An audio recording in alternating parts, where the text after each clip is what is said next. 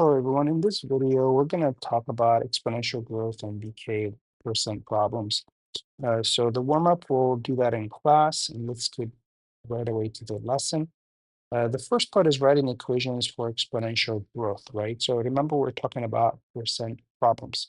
So the forms or the form in which this equation shows the exponential growth model is f of x equals a multiplied by quantity, which means in parentheses 1 plus r to the x. Now let me explain what these terms are, what these elements are.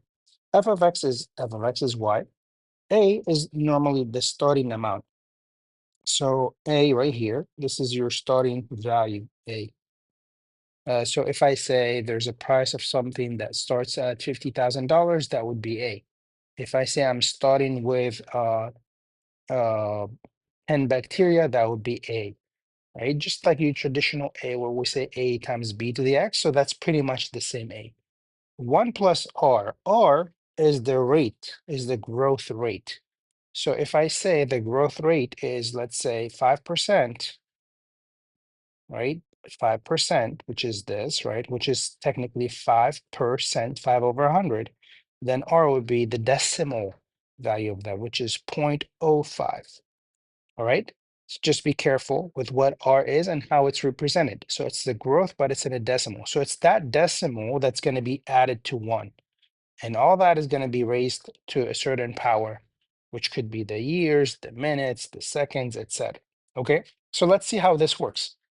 An example here is given, example one. It says a painting is sold for $1,800 and its value increases by 11%. So that's my R, right? But remember, R here is not in a decimal, it's in percentage. So we're going to convert that to percent to decimal in a moment. Each year after it is sold, write an equation to represent the situation. So f of x is f of x, starting amount, which is $1,800, and then 1 plus 0.11 to the x. So remember 11%, it's 11 over 100, which is point. Remember, when you divide by 100, you technically move the decimal twice to the left. So 11 is 11.0. If you move the decimal twice to the left, it will be 0.11. And that's to be added to the 1 first. You first add it to the 1, and then you raise the whole thing to the x power. Okay, that's why it's entirely in the parentheses. And this is here your final answer. So it's 1,800 times 1.11, because 1 plus 0.11 is 1.11. All that is raised to the x power. All right, so that's exponential growth. And notice how with exponential growth, we had a plus, we have 1 plus r. Now the exponential decay, very similar model. It starts with f of x as usual, equals a, but instead of 1 plus r, we have 1 minus r, because we're taking away something, right? We're taking away. Now, the 1, I can explain that more in details in class. We can talk about that. The 1 is 100%. So think about, let's say you have $1,000, right? And you're just getting interest on your money, okay? Or you're doubling your money. So initially your money is 1 times itself. But then if you're doubling it, you're going to add another 1 to the 1. So basically this one here is 100% of your money, and this here is 100%. So you're doubling, right? You're doubling your money. And that's what this one here will always be 1. It's just to represent 1 times the initial amount, okay, which is the initial amount itself, and then plus something. So now 1 minus, we're taking away. We don't want 100% of the, when we're decaying, we don't have 100% left. We have less than that. So that's why we're doing 1 minus r. Okay, an example to that is, and a population of town is decreasing. That's how you know it's a decay. Decreasing is going to be decay, or increasing is going to be growth at a rate of 3% per year. So 3%, that's 0.03 per year. In 2005, there were 1,600. That's the starting amount. That's your A right there. You see? So that's your A, that's your R, and then put the equation together, right? The equation that represents. So I'm going to say f of x equals 1,600, the starting amount, and 1 minus 0.03, which is 0.97, all that in parentheses, the 0.97 to the x. All right. So really, this is it. This is the lesson. This is the core of the lesson. Either you're doing a in parentheses 1 plus r and all that to the x, or you're doing a in parentheses 1 minus r, all that to the x. And of course, you always have to write f of x equals. All right. So let's try some of these examples. Let's try them. For the first question, this is write an exponential equation if a is 26, which is the initial value, and then you have 4 different scenarios. So the first scenario is increase of 6%. So you're going to see f of x is equal to A, which is 26, 1 plus R, 1 plus R is 6%, aka 0.06, all that to the X.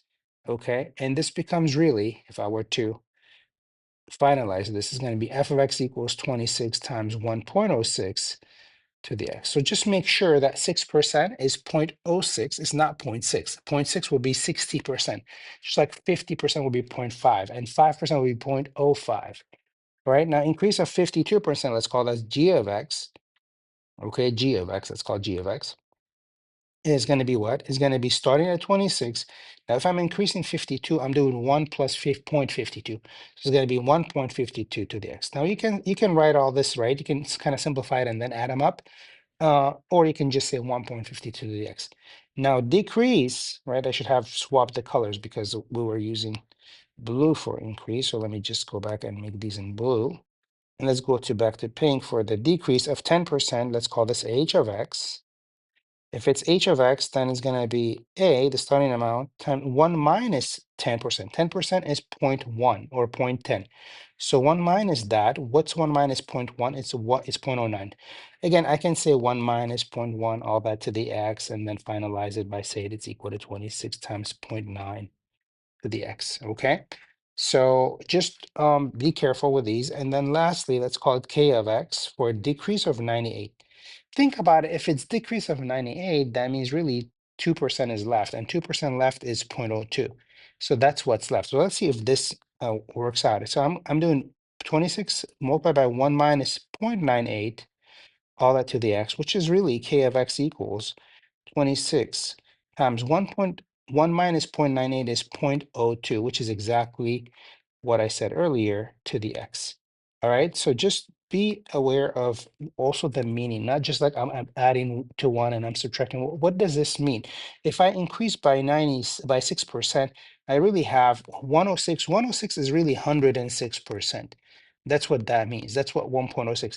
If I'm increasing by 52, I really have 152%, which is what 1.52. That's why here the number is 1.52. If I'm decreasing by 10%, I have 90% left.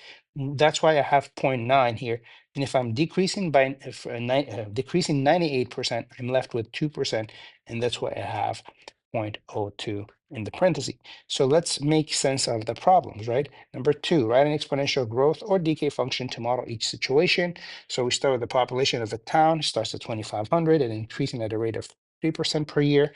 So I'm going to say f of x, go back to blue as for increasing, f of x equals 2,500, and it's increasing at 3%, which is 0.03. So I'm adding that to the one. When they say increasing, you're doing 1 plus, right? So this is going to be 2,500 times 1 plus 0.03, which is 1.03 to the x. Moving on, value of a company's equipment is $25,000, and it's decreasing at a rate of 15%. 15% is 0.15, and decreasing, you're doing 1 minus. So really, you're doing g of x equals, starting amount, always in parentheses, 25,000, or not, well, we can put it in parentheses, but it should be followed at least by parentheses.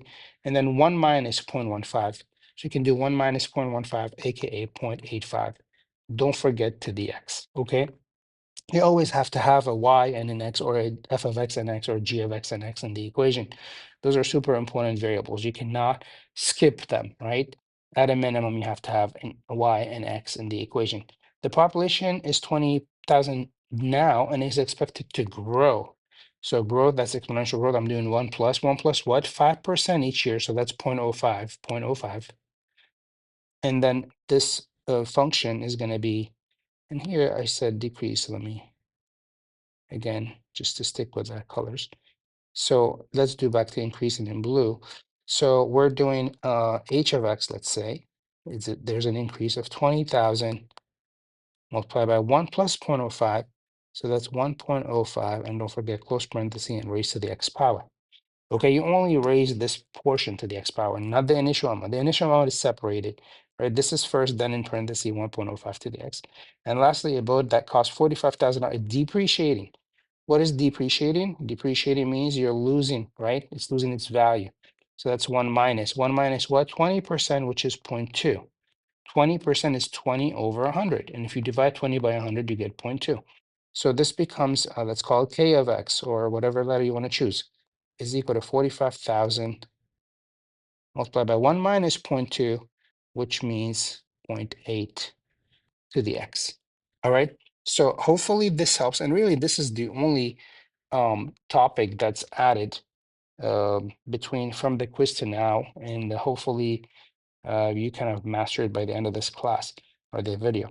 Determine now the value of a. We're going back and revisiting and spiraling back to value of a, which is initial value, then describe the end behavior. So back to that. What is the value of a? A is the starting value, which is here, which is the y-intercept, so it's 1. And as x goes to infinity, as I go to the right, my graph goes up. So right up, that's going to be infinity. Y goes to infinity. As x goes to negative infinity, as I go left, my graph approaches 0. So I'm going to get to 0 here. And asymptote is always the equation of the line that the graph approaches. In this case, it's the x-axis. And remember, we talked about this in class and on the quiz. The equation of the x-axis is y equal to 0. Don't say 0, it should be equation, therefore should have an equal sign in it.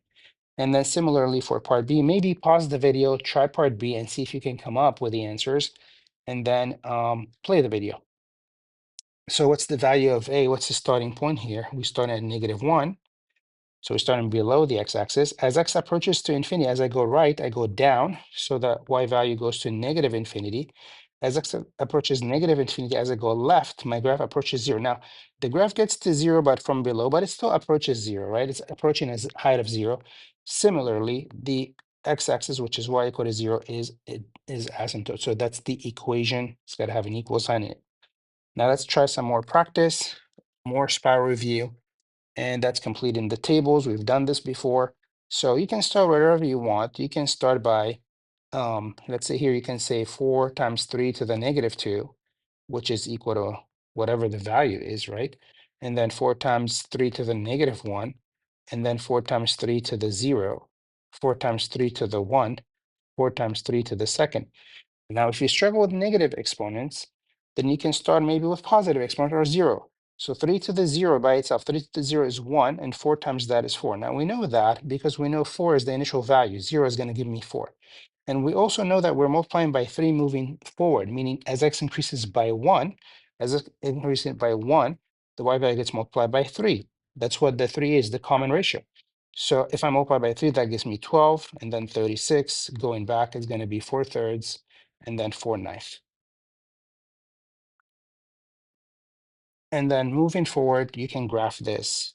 You start at 0, 4, 112, 236, and going back, you approach the x-axis. So -1, 4/3 right here, and so on. And it's a smooth curve, right? It's a smooth curve. Make sure you graph it correctly and with arrows one on each end. I hope this helps. You can continue the rest of them, and we'll talk more in class.